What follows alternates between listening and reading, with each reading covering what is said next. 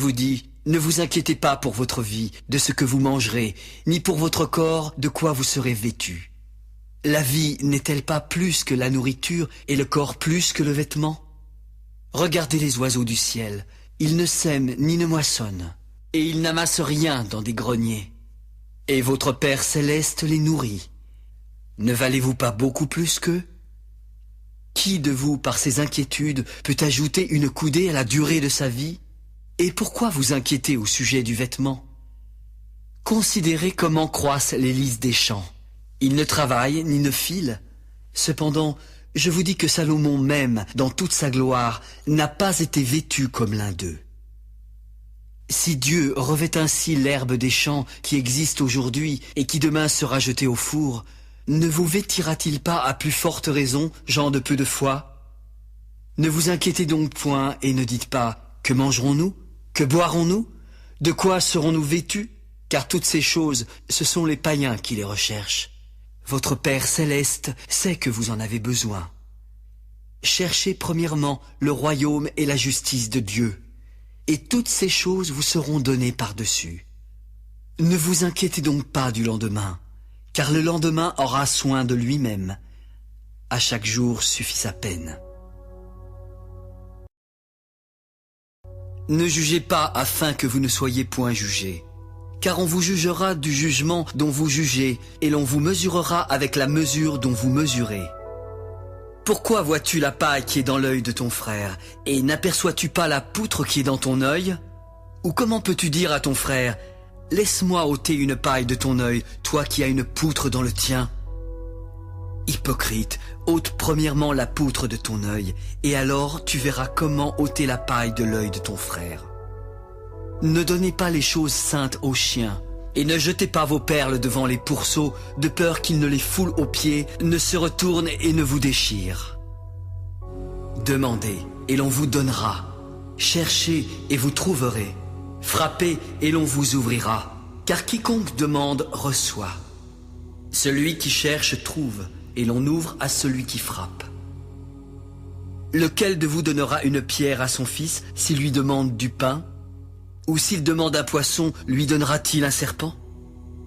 Si donc, méchants comme vous l'êtes, vous savez donner de bonnes choses à vos enfants, à combien plus forte raison votre Père qui est dans les cieux donnera-t-il de bonnes choses à ceux qui les lui demandent? Tout ce que vous voulez que les hommes fassent pour vous, faites-le de même pour eux, car c'est la loi et les prophètes. Entrez par la porte étroite, car large est la porte, spacieux est le chemin qui mène à la perdition, et il y en a beaucoup qui entrent par là. Mais étroite est la porte, resserrez le chemin qui mène à la vie, et il y en a peu qui les trouvent. Gardez-vous des faux prophètes, ils viennent à vous en vêtements de brebis, mais au-dedans ce sont des loups ravisseurs. Vous les reconnaîtrez à leurs fruits. Cueille-t-on des raisins sur des épines ou des figues sur des chardons? Tout bon arbre porte de bons fruits, mais le mauvais arbre porte de mauvais fruits. Un bon arbre ne peut porter de mauvais fruits, ni un mauvais arbre porter de bons fruits. Tout arbre qui ne porte pas de bons fruits est coupé et jeté au feu. C'est donc à leurs fruits que vous les reconnaîtrez. Ceux qui me disent « Seigneur, Seigneur » n'entreront pas tous dans le royaume des cieux, mais celui-là seul qui fait la volonté de mon Père qui est dans les cieux.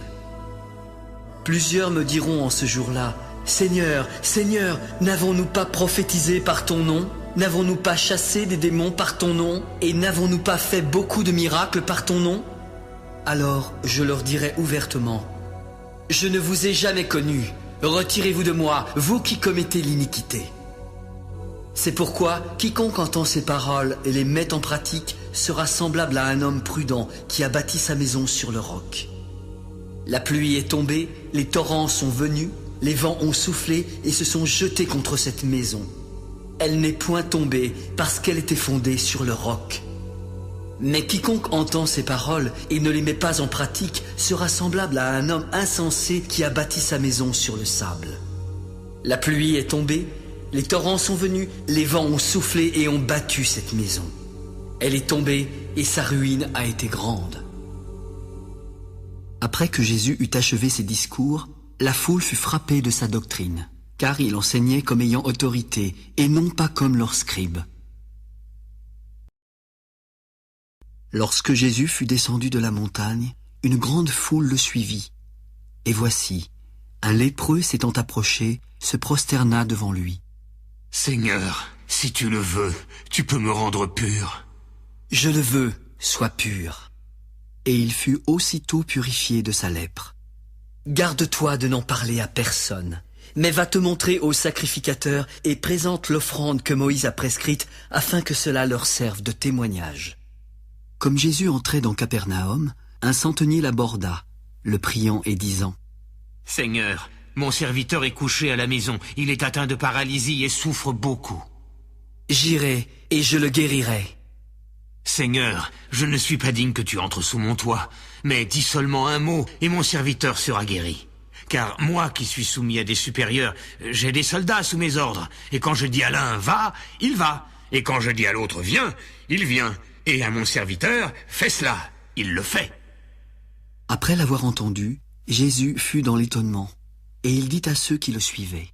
« Je vous le dis en vérité, même en Israël, je n'ai pas trouvé une aussi grande foi. Or, je vous déclare que plusieurs viendront de l'Orient et de l'Occident et seront à table avec Abraham, Isaac et Jacob dans le royaume des cieux. Mais les fils du royaume seront jetés dans les ténèbres du dehors, où il y aura des pleurs et des grincements de dents. Va, qu'il te soit fait selon ta foi. » Et à l'heure même, le serviteur fut guéri. Jésus se rendit ensuite à la maison de Pierre, dont il vit la belle-mère couchée et ayant la fièvre. Il toucha sa main et la fièvre la quitta. Puis elle se leva et le servit. Le soir, on amena auprès de Jésus plusieurs démoniaques. Il chassa les esprits par sa parole, et il guérit tous les malades, afin que s'accomplisse ce qui avait été annoncé par Ésaïe, le prophète. Il a pris nos infirmités, et il s'est chargé de nos maladies. Jésus, voyant une grande foule autour de lui, donna l'ordre de passer à l'autre bord. Alors un scribe s'approcha. « Maître, je te suivrai partout où tu iras !»« Les renards ont des tanières, et les oiseaux du ciel ont des nids, mais le Fils de l'homme n'a pas où reposer sa tête. » Puis un autre d'entre les disciples lui dit « Seigneur, permets-moi d'aller d'abord ensevelir mon père. »« Suis-moi, et laisse les morts ensevelir leurs morts. » Il monta dans la barque, et ses disciples le suivirent. Et voici, pendant que Jésus dormait, il s'éleva sur la mer une si grande tempête que la barque était couverte par les flots. Les disciples, s'étant approchés, le réveillèrent. « Seigneur, sauve-nous, nous périssons !»« Pourquoi avez-vous peur, gens de peu de foi ?» Alors il se leva, menaça les vents et la mer, puis il y eut un grand calme. Ces hommes furent saisis d'étonnement. « Quel est celui-ci, se disait-il, à qui obéissent même les vents et la mer ?» Lorsqu'il fut à l'autre bord, dans le pays des Gadaréniens, 2 démoniaques sortant des sépulcres vinrent au-devant de lui. Ils étaient si furieux que personne n'osait passer par là. « Qu'y a-t-il entre nous et toi, fils de Dieu? Es-tu venu ici pour nous tourmenter avant le temps ?» Il y avait loin d'eux un grand troupeau de pourceaux qui paissaient. Les démons prièrent alors Jésus. « Si tu nous chasses, envoie-nous dans ce troupeau de pourceaux !»« Allez !» Ils sortirent et entrèrent dans les pourceaux. Et voici, tout le troupeau se précipita des pentes escarpées dans la mer et ils périrent dans les eaux. Ceux qui les faisaient paître s'enfuirent, allèrent dans la ville raconter tout ce qui s'était passé et ce qui était arrivé aux démoniaques. Alors, toute la ville sortit à la rencontre de Jésus. Mais dès qu'ils le virent, ils le supplièrent de quitter leur territoire. Jésus, étant monté dans une barque, traversa la mer et alla dans sa ville. Et voici, on lui amena un paralytique couché sur un lit. « Prends courage, mon enfant, tes péchés te sont pardonnés. » Sur quoi, quelques scribes dirent au-dedans d'eux, « Cet homme blasphème. » Et Jésus, connaissant leurs pensées, dit, « Pourquoi avez-vous de mauvaises pensées dans vos cœurs? Car lequel est le plus aisé de dire, tes péchés sont pardonnés, ou de dire, lève-toi et marche? Or, afin que vous sachiez que le Fils de l'homme a sur la terre le pouvoir de pardonner les péchés, lève-toi, prends ton lit et va dans ta maison. » Et le paralytique se leva, puis s'en alla dans sa maison. Quand la foule vit cela, elle fut saisie de crainte et glorifia Dieu qui a donné aux hommes un tel pouvoir. De là, étant allé plus loin, Jésus vit un homme assis au lieu des péages. Il s'appelait Matthieu. « Suis-moi » Cet homme se leva et le suivit. Comme Jésus était à table dans la maison, beaucoup de publicains et de gens de mauvaise vie vinrent se mettre à table avec lui et ses disciples. Les pharisiens virent cela et dirent à ses disciples: « Pourquoi votre maître mange-t-il avec les publicains et les gens de mauvaise vie ? Ce ne sont pas ceux qui se portent bien qui ont besoin de médecins, mais les malades. Allez et apprenez ce que signifie « Je prends plaisir à la miséricorde et non au sacrifice ». Car je ne suis pas venu appeler des justes, mais des pécheurs. » Alors les disciples de Jean vinrent auprès de Jésus. « Pourquoi nous et les pharisiens jeûnons-nous, tandis que tes disciples ne jeûnent point ?» Les amis de l'époux peuvent-ils s'affliger pendant que l'époux est avec eux? Les jours viendront où l'époux leur sera enlevé. Alors ils jeûneront. Personne ne met une pièce de drap neuf à un vieil habit, car elle emporterait une partie de l'habit et la déchirure serait pire. On ne met pas non plus du vin nouveau dans de vieilles outres. Autrement, les outres se rompent, le vin se répand et les outres sont perdues. Mais on met du vin nouveau dans les outres neuves, et le vin et les outres se conservent. » Tandis qu'il leur adressait ces paroles, un chef arriva et se prosterna devant lui. « Ma fille est morte il y a un instant, mais viens, impose-lui les mains et elle vivra. » Jésus se leva et le suivit avec ses disciples. Et voici, une femme atteinte d'une perte de sang depuis 12 ans s'approcha par derrière et toucha le bord de son vêtement. Car elle disait en elle-même: « Si je puis seulement toucher son vêtement, je serai guérie. » Alors Jésus se retourna.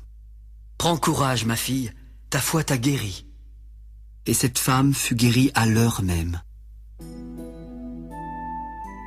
Lorsque Jésus fut arrivé à la maison du chef, qu'il vit les joueurs de flûte et la foule bruyante, il leur dit: « Retirez-vous, car la jeune fille n'est pas morte, mais elle dort. » Mais ils se moquèrent de lui.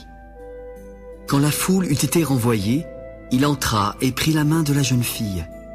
Puis la jeune fille se leva. Le bruit s'en répandit dans toute la contrée. Étant parti de là, Jésus fut suivi par 2 aveugles qui criaient: « Aie pitié de nous, fils de David !» Lorsqu'il fut arrivé à la maison, les aveugles s'approchèrent de lui. « Croyez-vous que je puisse faire cela ?» « Oui, Seigneur. » Alors il toucha leurs yeux. « Qu'il vous soit fait selon votre foi. » Et leurs yeux s'ouvrirent. Puis Jésus leur fit cette sévère recommandation: « Prenez garde que personne ne le sache. » Mais dès qu'ils furent sortis, ils répandirent sa renommée dans tout le pays. Comme ils s'en allaient, on amena à Jésus un démoniaque muet. Le démon ayant été chassé, le muet parla.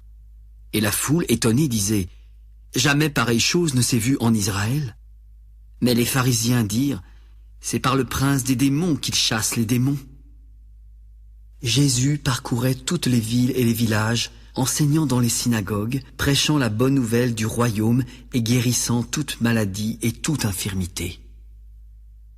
Voyant la foule, il fut ému de compassion pour elle, parce qu'elle était languissante et abattue, comme des brebis qui n'ont point de berger. Il dit alors à ses disciples: « La moisson est grande, mais il y a peu d'ouvriers. Priez donc le maître de la moisson d'envoyer des ouvriers dans sa moisson. » Ayant appelé ses 12 disciples, il leur donna le pouvoir de chasser les esprits impurs et de guérir toute maladie et toute infirmité. Voici les noms des 12 apôtres. Le premier, Simon appelé Pierre, et André son frère. Jacques, fils de Zébédée, et Jean son frère. Philippe et Barthélemy, Thomas et Matthieu, le publicain, Jacques, fils d'Alphée, et Thaddée, Simon le Cananite et Judas l'Iscariote, celui qui livra Jésus. Tels sont les 12 que Jésus envoya après leur avoir donné les instructions suivantes. N'allez pas vers les païens et n'entrez pas dans les villes des Samaritains. Allez plutôt vers les brebis perdues de la maison d'Israël. Allez, prêchez et dites, le royaume des cieux est proche. Guérissez les malades, ressuscitez les morts, purifiez les lépreux, chassez les démons. Vous avez reçu gratuitement, donnez gratuitement. Ne prenez ni or, ni argent, ni monnaie dans vos ceintures, ni sac pour le voyage, ni tunique, ni souliers, ni bâton, car l'ouvrier mérite sa nourriture. Dans quelque ville ou village que vous entriez, informez-vous s'il s'y trouve quelque homme digne de vous recevoir, et demeurez chez lui jusqu'à ce que vous partiez.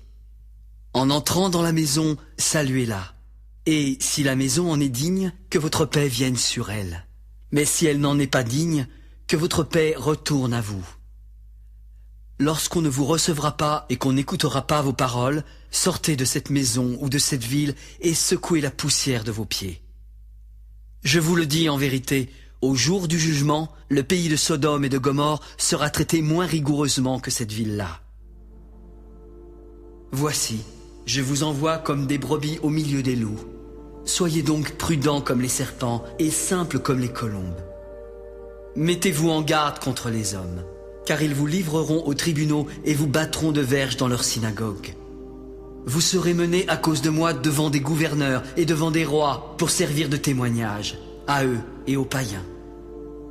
Mais quand on vous livrera, ne vous inquiétez ni de la manière dont vous parlerez, ni de ce que vous direz. Ce que vous aurez à dire vous sera donné à l'heure même, car ce n'est pas vous qui parlerez, c'est l'Esprit de votre Père